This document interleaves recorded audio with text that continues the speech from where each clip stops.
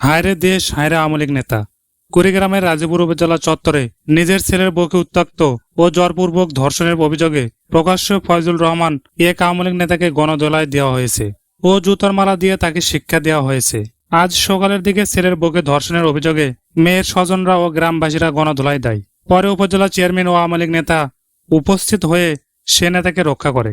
অভিযোগ থেকে জানা যায়, রাজীপুর উপজেলা চর রাজীপুর গ্রামে উপজেলা আওয়ামী লীগের সভাপতি ফয়জুর রহমান তালুকদারের ছেলে আব্দুল্লাহ আল মামুনের সাথে একই উপজেলার কোরাতিপাড়া গ্রামের আব্দুল রশিদ মণ্ডলের মেয়ের সঙ্গে ৮ মাস আগে বিয়ে হয়।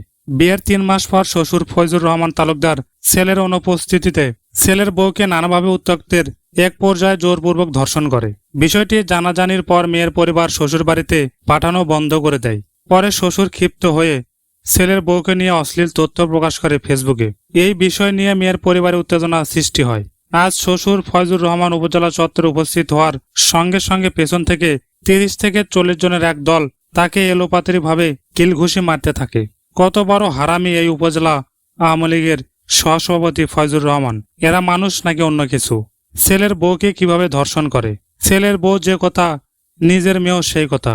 হায়রে অমানুষ আওয়ামী লীগ নেতা! বন্ধুরা, ভিডিওতে লাইক সাবস্ক্রাইব করতে একদম ভুলবেন না।